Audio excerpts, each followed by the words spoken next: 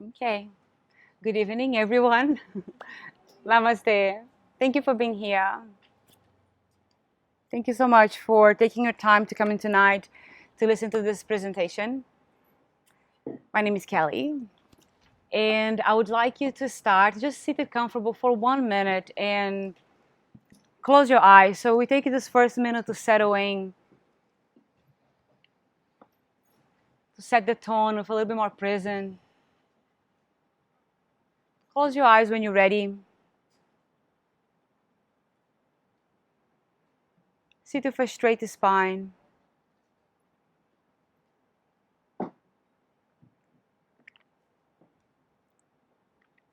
And just take a moment to deepen your breath.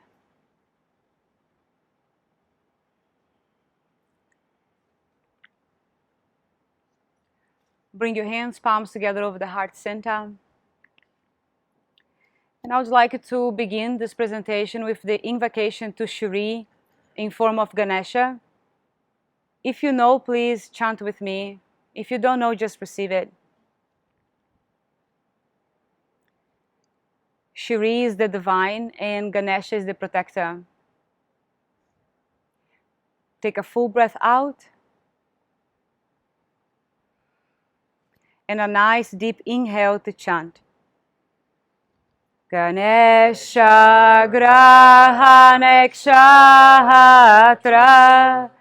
Yogini Rashi Rupanim Devin Mantra Maim Naumi Matrikam Pita Rupanim.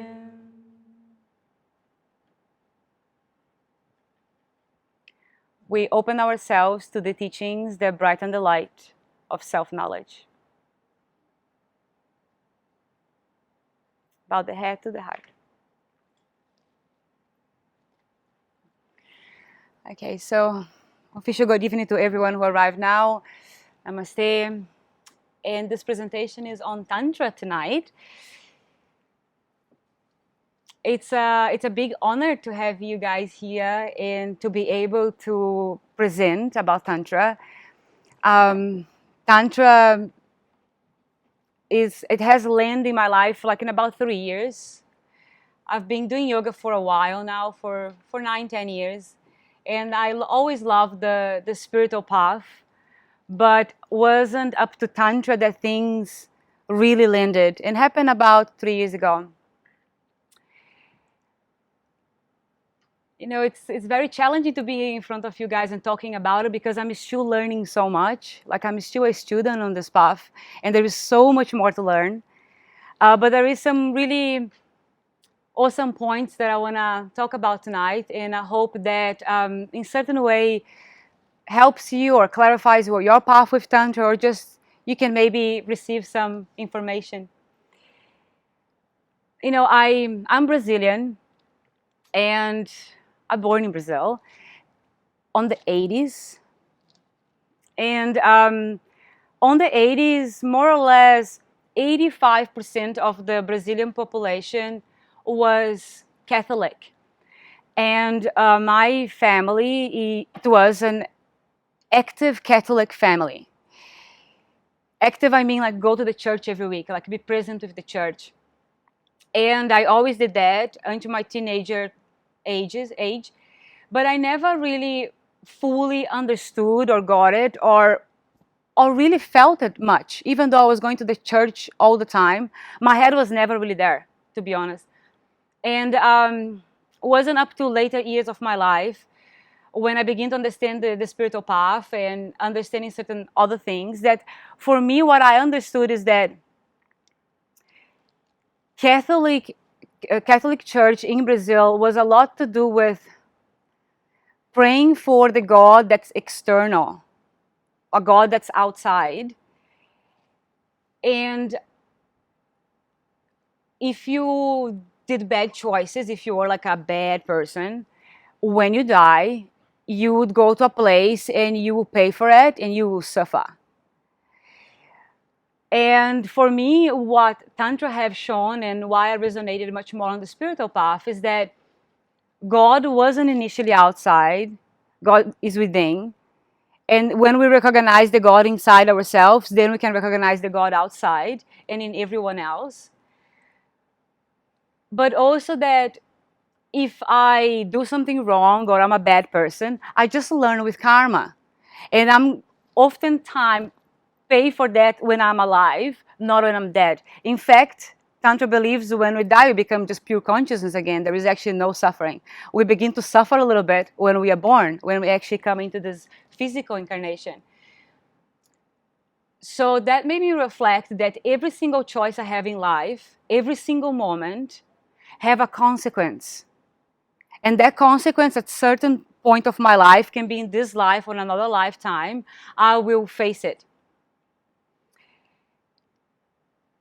So I was reflecting today, when was the time that I actually stopped going to the Catholic Church in Brazil? And actually it was a time of my life when my mom and my father divorced. Everything was happening at that time, actually. And I was just talking to Octavia yesterday about this. It was the time of my life where I had a lot of shakes and what maybe some medicine would say that I was having seizures or epilepsy attacks. And at that time, when I went to the doctors, because my mom was really worried, I was prescribed to take medicines for seizures. And luckily, my mom, even though she used to go to the church, she was a little bit hippie. And she didn't want me to take those medicines. And she shows holistic approach and a lot of herbs and teas to treat that. And somehow that worked. I never had to take those medicines in some way.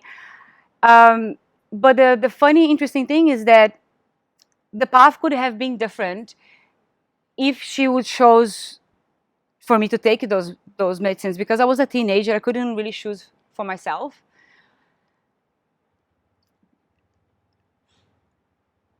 I was wondering tonight when I was beginning this conversation if I would start the conversation like this, talking about religion and God, or if I would talk about sex. Which one you guys would be more interested? Down the line, would you be more interested to know about my sexual life or about my religion, my spirituality, and how I see God in life? Because like there's this misunderstanding, a huge misunderstanding, that Tantra is much more about sex. And even though it is a part, like sensuality and sex is a little part of Tantra, but so little that's not even 1% of it. It's much more to do with the relationship that we have with divinity and how divinity is in our lives every single day, how we live our lives. It's actually funny if you guys want to read more about this. In yoga classes, we can even say sex, we can say booty, and we can say other things. But when you say God, people freak out a little bit. Almost like the room sometimes pose and get a little tense. And isn't that funny that our generation, we can talk about those things much more open, we can even swear, but actually the word God, it can be so triggering. And our colleague here, Jonas, where is Jonas? There, he wrote a blog, a really cool blog, him and his partner, about how in music now as well we can say a lot of like dirty words, and we all chanting and singing that all the time, but we can't really say the words God or chant, right? So tonight, this presentation, unfortunately, guys, is not about sex. If you did see the sign outside and you saw Tantra and you wanted to come for a sensual presentation, it's not going to be like that. But I'm hoping to demystify a little bit what Tantra is and how it actually impacts our life every single day, and how it is important to live a life mindful of our energy, how we live life every single day. So the topics we're talking tonight is what is Tantra, the myths about Tantra, and the mirror, the 5 faces of the divine. So here we go. I want you to take a moment. You can keep your eyes closed, but just reflect with me, like yourself looking in the mirror. Take a moment, like if you would look yourself in the mirror. Just pause and reflect on that. And you see yourself like on a 5 years old. You are 5 years old, little child, and you see your perfect image as being a 5 years old kid. And if you look deep in that kid, what you would see is that this kid all it wants is to be loved, is to be seen, is to be accepted, is to be taken care of. And in life, sometimes life is not always like that. So that little kid found its own way sometimes to cope with life and to be able to live life so it wouldn't hurt. And maybe some patterns of behavior would have been created that was helpful to be able to continue life.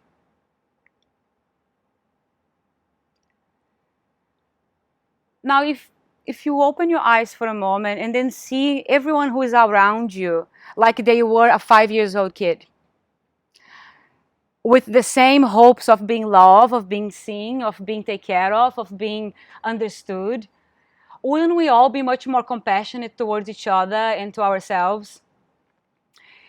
And just by acknowledging that, we start to heal already.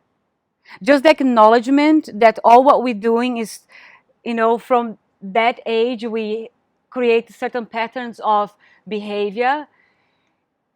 We will be much more understanding to other people and ourselves. So the goal of Tantra is to recognize that certain patterns of our behavior maybe have helped us at one point, but if we want to continue to evolve and grow, we're going to have to recognize those things.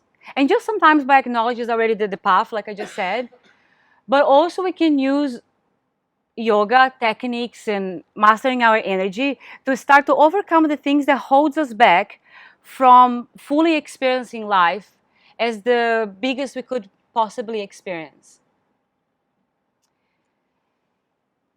Does that make sense? So primarily this mirror have two things.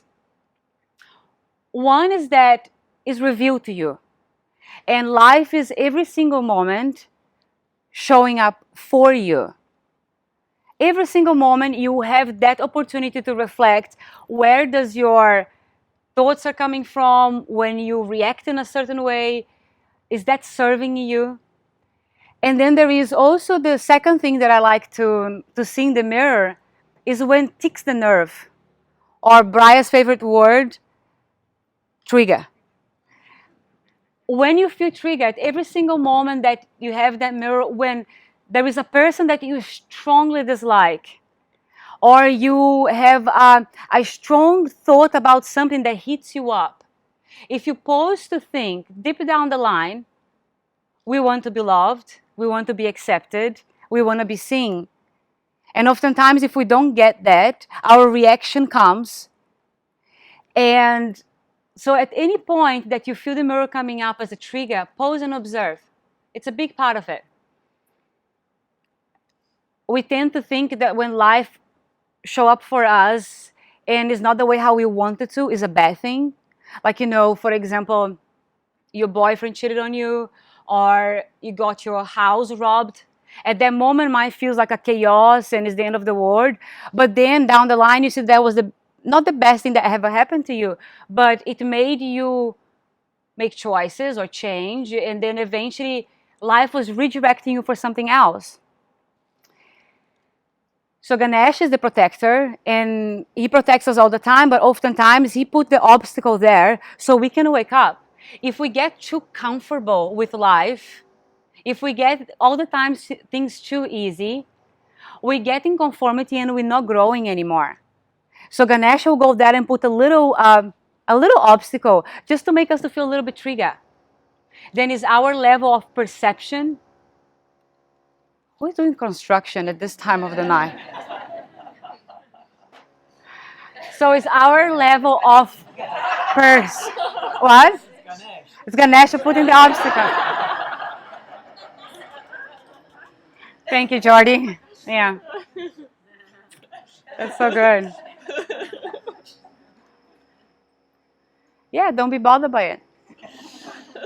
Let's all enjoy this. So Ganesha puts the obstacle sometimes for us to redirect our life so we don't get in conformity And oftentimes when the obstacle is there, we tend to see it as a negative thing. And Tantra believes in auspiciousness, which is this ability that see that every moment is a possibility of something good. So even the things that we think sometimes is bad, there is an opportunity to see that actually not as bad as we think it was. It's a possibility of success, even though at that moment might not feel like that. So before we get into deeper, you will see that yoga posture is just the tip of the iceberg. There is this misunderstanding in yoga that asana, yoga poses, and yoga is the same thing. Yoga is a spiritual path, and asanas, yoga poses, are a part of it. So to just not try to get stuck into what yoga poses are in our yoga journey, it will also hold us back. So I'm saying that because sometimes if we are new to yoga and we are just getting to the entry point, it might be challenging to see all this. But start to see that every single moment is an opportunity, even when you are in your first yoga classes, to observe what about that yoga teacher that triggers you, what about the construction sounds that triggers you, and all these things start to work on us, on our yoga path to evolve us. So for most of us, the yoga poses are the entry point of yoga. So we begin to do some yoga postures and we're like, whoa, I have this body. And then you love that feeling of having a body and feeling your body open and healthy. And then at one point you figure out you have a breath and your breath connects to something a little bit deeper than yoga poses. But it's really the path of meditation that allows us to realize where this conversation is going for the rest of our night. We need to reflect on this, guys. If our yoga classes that we do are 60 minutes and 45 minutes we are capable to do a lot of poses, but we cannot sit in meditation for 15 minutes, we need to rethink about our way of practicing yoga. Because yoga is a spiritual path. It's not a path of doing poses. So we do the poses because they are helpful and they have their reason why we do it, but they are not everything. So, check this out. There is 3 intertwined systems: Ayurveda, Yoga, and Tantra. Ayurveda is about body and health and bring us in balance. Yoga is about the mind, to study the content of the mind. And Tantra is about energy and power. And we use momentum to master energy and power. So the path of yoga is about renouncing.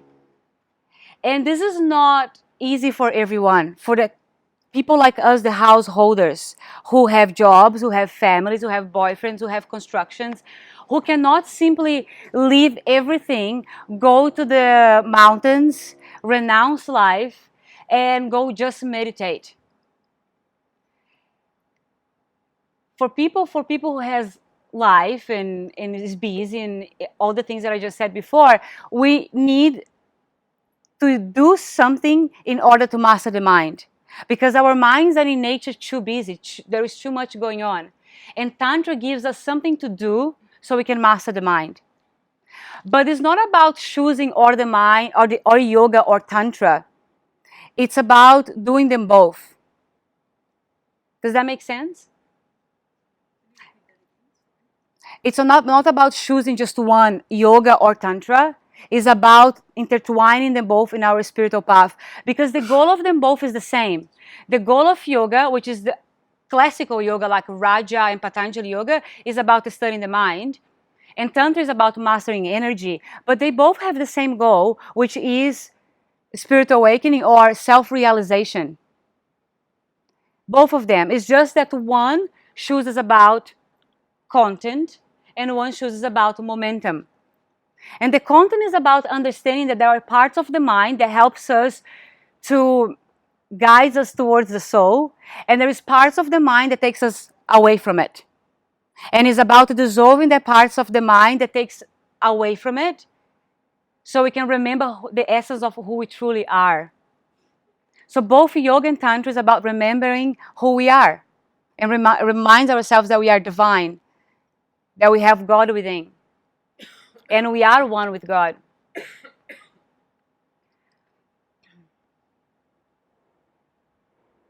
And this brings the conversation of mind and energy. Here is Octavio's favorite quote: energy flows where attention goes. So mind is like consciousness and energy is power.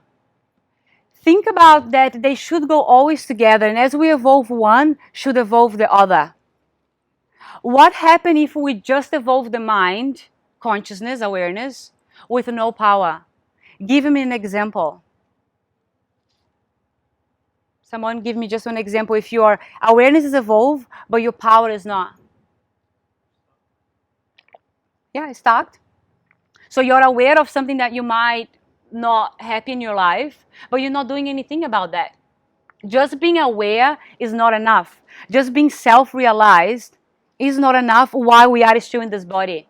While we have a physical body and we are in this life, just being self-realized won't bring us full happiness and full contentment. What happens if we build power without mind, without awareness?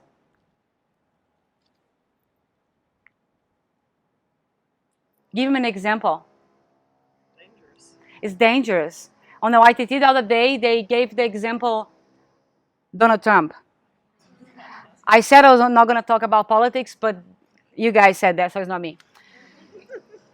So yeah, when we build power without awareness, it's dangerous. We want to build power and be self-aware of that power, so we use that power consciously. We use that power to do good in the world. We use that power to heal ourselves, heal other people, share our gifts. Not just use that power to conquer ourselves. Use the power to access health, access happiness, access contentment, self-realization, and then help other people to do the same. Go there in the world and help them to do the same thing. So you know, guys, in our brain, in our mind, 95% of the brain is inactive. There is consciousness there, but it's an inactive energy. So there is no energy going there. So our thoughts and the way how we consciously think, it's only 5%. So that means our decisions day by day and how we interact with people is, on a normal person, only 5% conscious. The path of Tantra is to bring energy through the spine to wake up the brain. So we bring a little bit more of that 95% to be awake. And that's why the word spiritual awakening comes. Just bring the brain to be more enlivened. Bring the brain to be more awake to life. Why do we want to wake up to life primarily? Why do we want to bring more consciousness to the brain? Give me a thought. Purposely.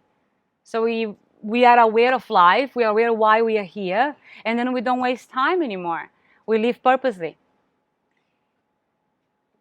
So from the course of this ancient investigations from the old times, from the old ages, the ancient yogis found that there is a force, there is a power within every single one of us. And it's not just the lucky ones, it's everyone. For some people, this force is sleepy, for some, or dormant. For some people, this force is awakening, and for some people, this force is alive, is awakened already. And this gives the conversation of Kundalini, or spiritual awakening.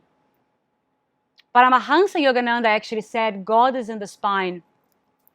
So according to the tradition, there is this potential force, like this power at the base of the spine, waiting to be released in the spine, all the way up to this energy channel called Shushuna Nadi, and activate the midbrain and awake us to realize ourselves, that we are one with the divine, and also realize why this life is here, why my soul is inside this body in this lifetime. The reason why this is not awakened in most humans is because the weight of the lower parts of the spine, which we call the 3 lower chakras, is too heavy. It keeps the energy dense at the base. The weight of that heaviness is normally related to the lower mind, our lower consciousness. That will be our fears. Most of us live in fear. That will be our attachments in life, the things that we're clinging on. And it will be our ego, our identification of who we are as a person in this life. So because of the weight of these 3 lower chakras at the base, this energy cannot release and go up. Traditionally, this energy is symbolic represented by a snake coiled at the base of the spine. Obviously, we don't have a snake at the base of the spine. You can think of it, but we don't have it. It's just a powerful energy waiting to be released. Oftentimes, the spine sway like that, and that's one of the reasons the snake is a symbolic representation. If we have not mastered, remember this slide before, mind and energy, oftentimes when this release of energy goes up, it can create a disruption in our lives. So that's why when we are in this path, firstly, we need to address the mind. We need to make sure we know the practice that allows us to be calm, self-reflective, stable mentally. A person who is unstable mentally should not be doing Kundalini practices. Because when the energy is going to rise up, we're going to create more mental disturbance. If we haven't mastered the path of energy, we're not going to really understand what's going on. If we can't be sensitive to energy and this energy moves up, we're not going to understand what's going on with us. So to master the mind and to master energy is the foundation before we go into the Kundalini path. How we master the mind? White it is. Moon classes. So every time you come here at the practice and you do moon classes, you master the mind. Every time you come to the sun classes, we're mastering energy. We bring a little bit more of awareness in those 2 aspects. So when we start to go into this deeper practice of awakening Kundalini, we are ready for it. Does that make sense? Are you guys with me on this? Okay. When that happens, when our Kundalini is actually awakened, it's not the end. It's not, okay, now I'm awakened and I'm quitting the world. That's actually, if anything, when the work begins. Because now you are aware why you are here. And now really the deep, deep work begins. Which is to serve. I'm glad you thought about that.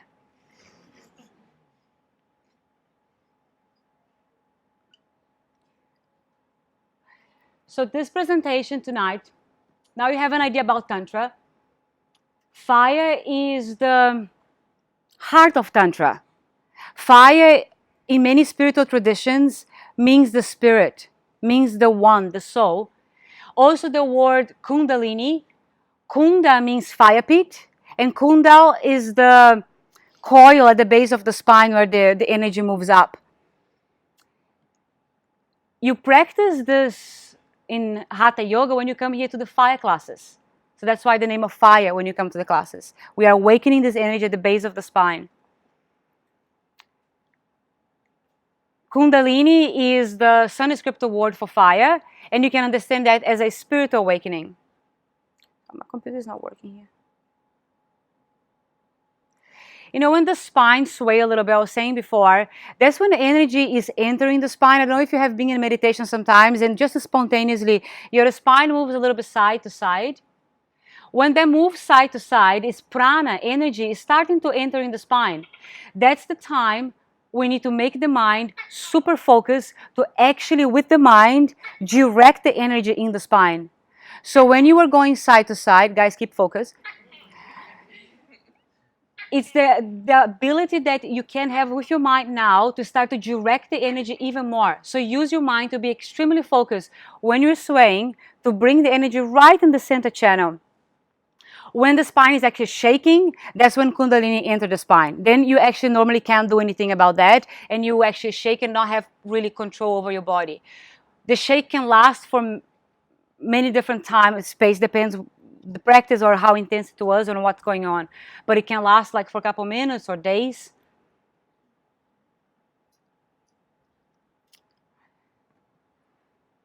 So before I want to go into the results of how it feels to have the snake going up in the spine, there is a couple myths that I want to clarify. And the first myth is that it's not Tantra for the Australians, it's Tantra. So Tantric Hatha Yoga. And that's not actually the first myth. But the first myth is divine is asleep. So when we talk about spiritual awakening, we think that we are awakening the spirit. The spirit is not sleeping. Check this out. God is saying that, oh, it's that time. I've got to be everywhere in 20 minutes. So do you really think God is taking a nap and in 20 minutes he needs to be everywhere?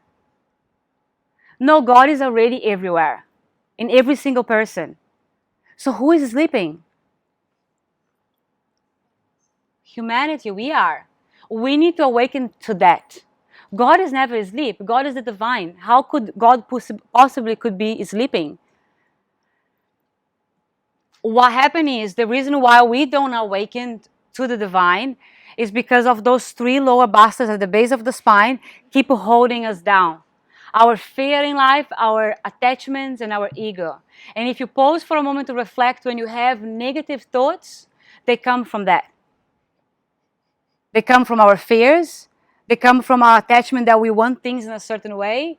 And come from our ego, from our identification of our persona. The second myth is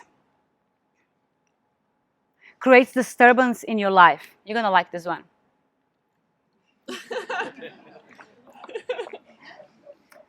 So spiritual awakening or Kundalini does not create disturbance in your life. If that happened, that you look like that afterwards, it's because it was a mental instability. Energy was moving up and the mind was not ready. That's why moon classes are super, super, super important. Do moon for as long as you need until you are mentally stable enough to handle Kundalini coming up. Hey, you know, like if you heard people saying, oh, I have this Kundalini awakening, now I can't function in the world, I quit everything, I quit my life, everything now is over, like Kali cutting throats of everyone.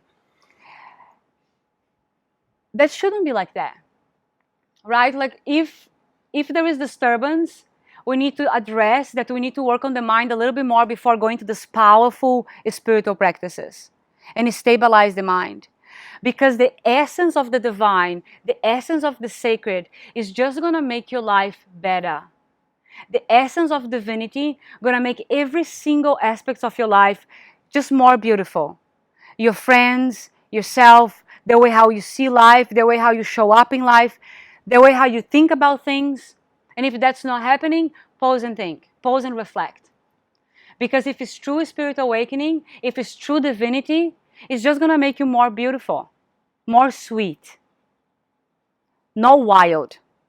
Maybe perhaps you do have to quit your job. Maybe you do need to break up. Maybe you need to divorce. Maybe you need to make changes. But it doesn't have to be a drama. It doesn't have to be a chaos and a disaster. It can be on a beautiful way. It can.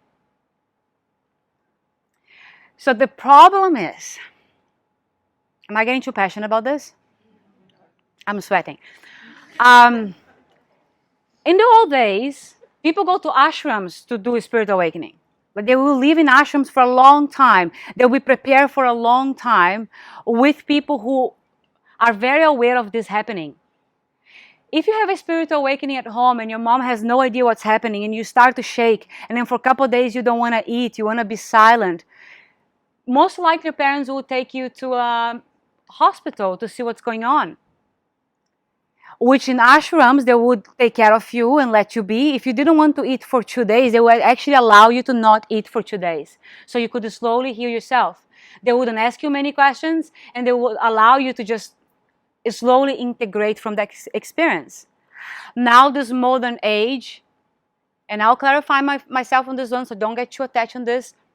We're going to these retreats in Costa Rica for 5 days, do a lot of spiritual awakening stuff, get out of that, and then we are out in the world not knowing how to function. Primarily wasn't a lot of mental stability. When I talk about retreats, you guys know what I'm talking about, right? Plant medicine and things like that. And I'm not against plant medicine at all. I will never say that. But it's about how it's being done. we need to stabilize the mind first.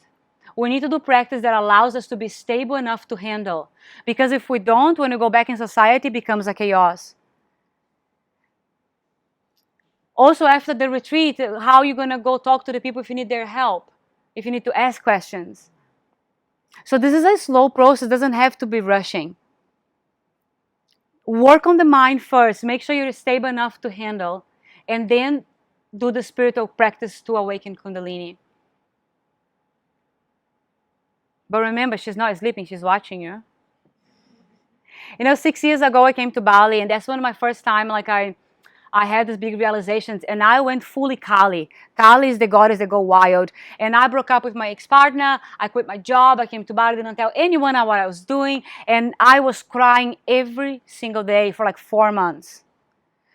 Everything how I act from that time was reckless. It wasn't a thought, it wasn't consciousness, it wasn't kind to other people. Everything was like cutting. I didn't have the stability enough to handle some stuff that I was doing. And it paid a consequence to that. So that's what I'm saying, guys. I'm not saying you to do or not do. Whatever you do, just make sure you do practices first that allow the mind to stabilize. And normally you do that with calming practices, like moon practices. The third myth is that something untangible, like a mysticism, or it's unreal. I quite like that, like a little unicorn La La Land. But the problem is when we think that that's what it is. And then that we don't have problems anymore. Shit gonna hit the fan sometimes. It's not that when the awakening happens we don't have problems anymore. It's just that we deal in a better way, in a more mature way. To deny that life is not gonna challenge us sometimes and live in the La La Land is not gonna be helpful. Someone once said that before a spiritual awakening, we have to do laundry. And before a spiritual awakening, we still need to do laundry. Was you, Karina, who said that? No? Someone said that. It's a quote of someone famous that you need to continue doing laundry independently if you have a spiritual awakening or not.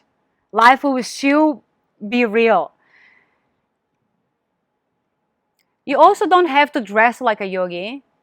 You might want to put some spiritual tattoos. Like 1 or 2. Who here have a spiritual tattoo? Raise your hand up. I want to make a little. Just 5 of us? No. Okay.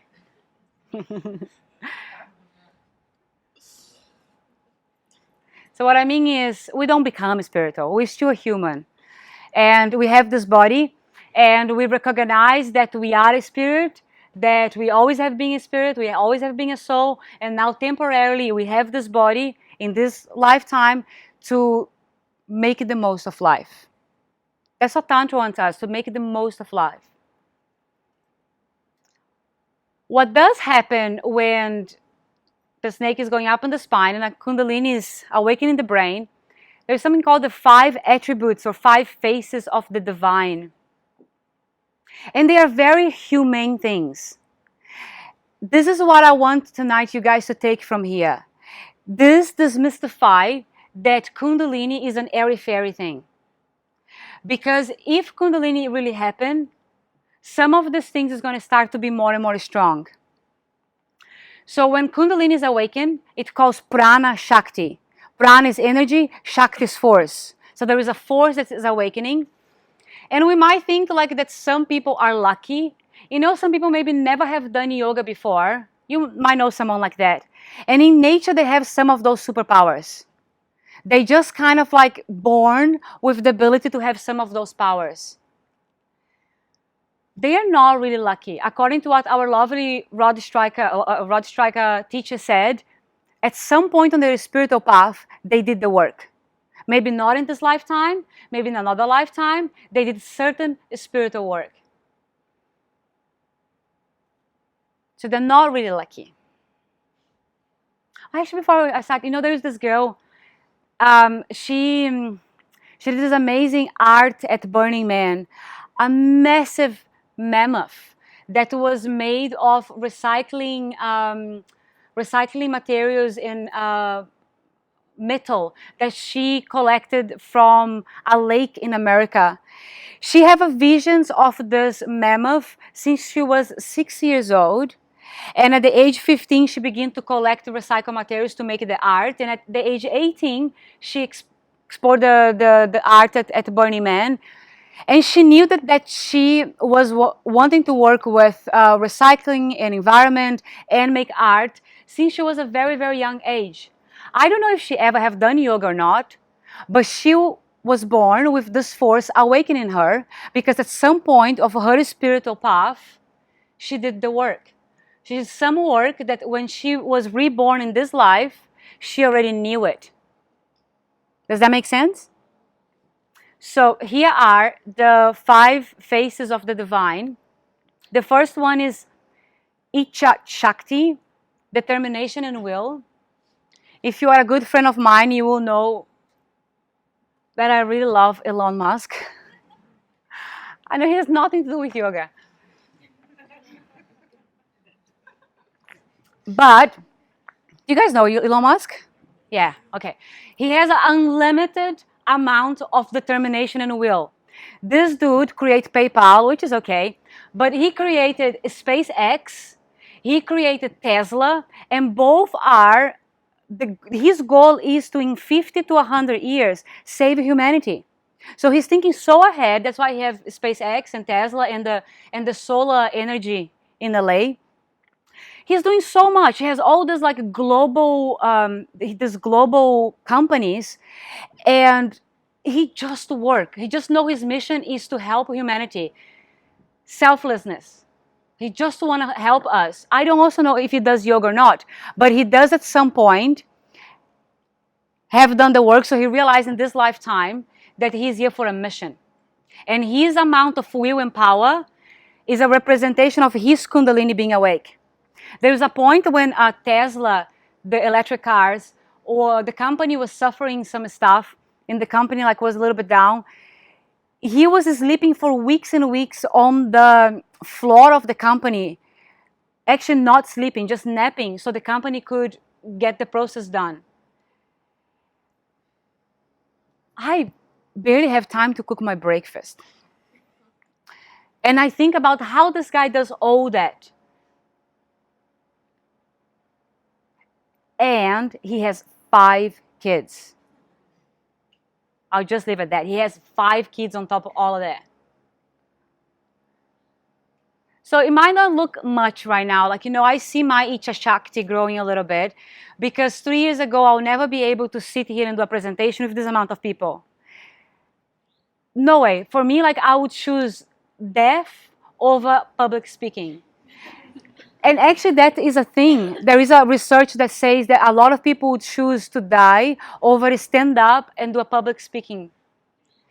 And I, in certain level, have that. And that's why I see that the practices are working. They are not huge, but little things, they are working. So by no meaning this or any of the other Shaktis I have mastered it all, but I can see like little scraps starting to come out.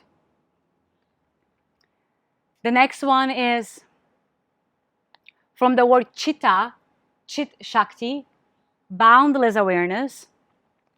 Is this ability that meditation at one point just come easy, more easy. You can just close your eyes, you don't even have to do much breath work, you're already there.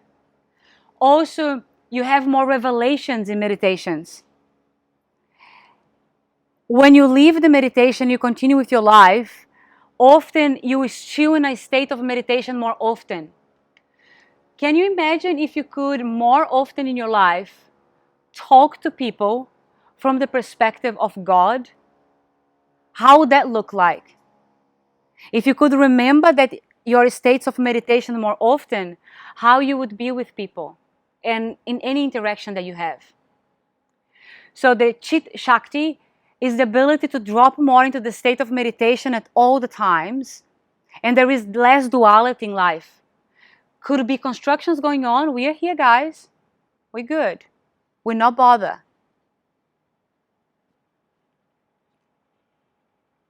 And let's be real, like some days we don't want to meditate, right? Let's be real about that. Some days are hard.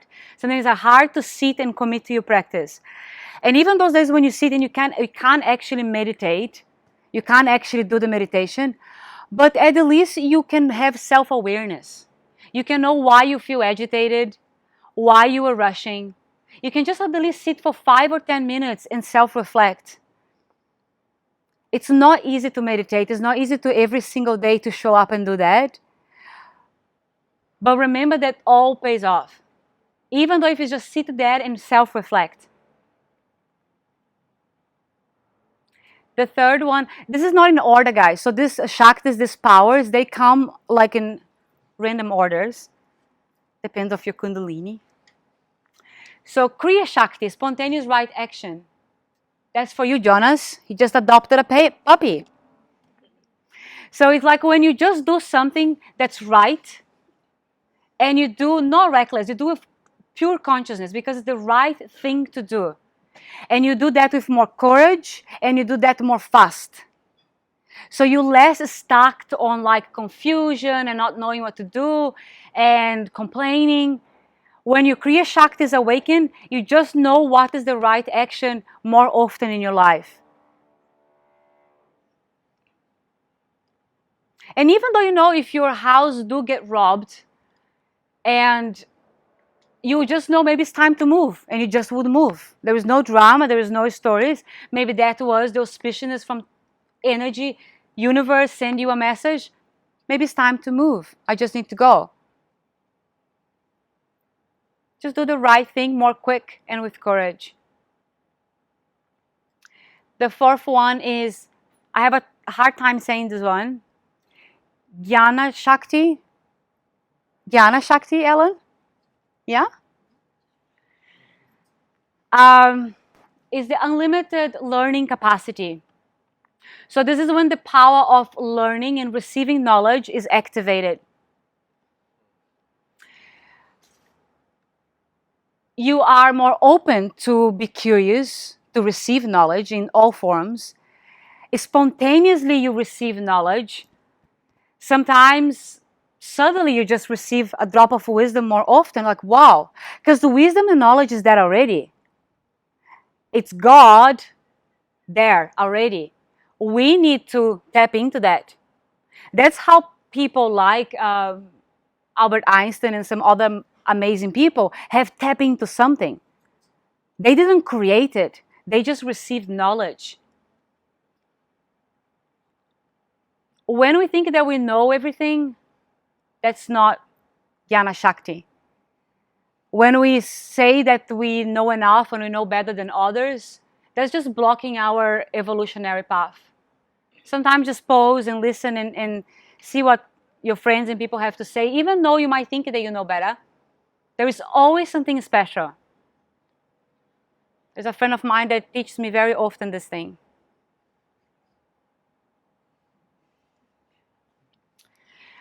Our lovely teacher Rod Stryker said that knowledge liberates us from suffering.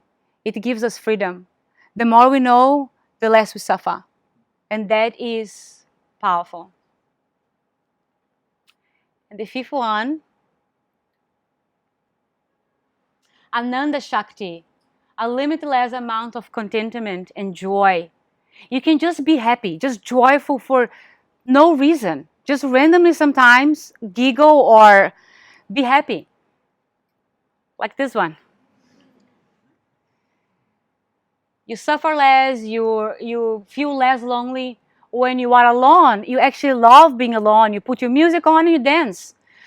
I didn't do this for a long time. I didn't know how being alone was fun. And right now I really love. I spend like, me and my boyfriend, we live apart. He lives in America. And I spend like 20 hours of my day alone or 22 hours of my day alone. I'm just not alone when I'm teaching. And I am really enjoying that. And sometimes I put my Burning Man playlist. Not kidding you. I put some outfits and I turned on, I got my bike lights, the fairy light things, and I dance in the room. Like, and just remember that feeling of being happy, the contentment. And it wasn't always like that, but I'm really enjoying that. You know, in Brazil, there is this thing that they say, people want you to be happy, but they don't want you to be more happy than them. Have you heard that, Guy? Yeah? Um, that's not cool. When we reach Ananda Shakti, we are just happy for other people to have a partner, even if we don't. Happy for other people buying a house, even if we don't. We are genuinely happy for other people being happy. And rather than have that sense of jealousy, we get inspired.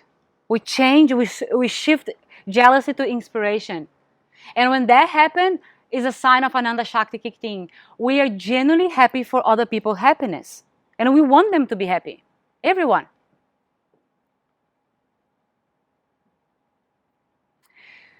So guys, I hope this kind of like demystify a little bit what Kundalini is. Because when Kundalini is rising, when the awakening in the spine happen, it's not this mystic thing. It's just things in life start to get better. And here at the practice, this studio, we run a very systematic approach to it. Maybe some of you know, maybe some of you don't know. That's why we do moon classes. That's why we do sun classes. That's why we do fire classes. And here we go, guys. You know, I'm not going to go over this, so don't freak out. I'll have a workshop in a weekend and I'll break down all those things, and especially this part. But there is a 7 stages to Hatha Yoga, to practice Tantric Hatha Yoga. The first 2 stages are related to body. The stage 3 and 4 are related to mind. The stage 5 and 6 relate to energy. And the stage 7 is related to spirit awakening. So when you come to moon classes, you are taking care of your mind, or chitta. When you come to the sun classes, you're taking care of your prana, your energy, and begin to tap into power. And when you come into the fire classes, you start to work with the spirit awakening. We shouldn't jump into the 7th stage, stage 7. We should do that gradually, for the reasons that we were talking before. First, mind needs to be calm, so we can sensitize energy, so we can start to awaken the spirit to live life with more happy, more joy, more kindness, more service. I have spent a lot of time doing other types of yoga that didn't allow me to evolve much more than the physical. It gave me a lot of help and awareness, but wasn't until I actually have a system that helped me to approach this that things just start to like go. And like I said before, I don't have those 5 Shaktis mastered at all, but I do feel some of them awakening slowly. Like I feel a little tingle, a friction of them starting to wake up.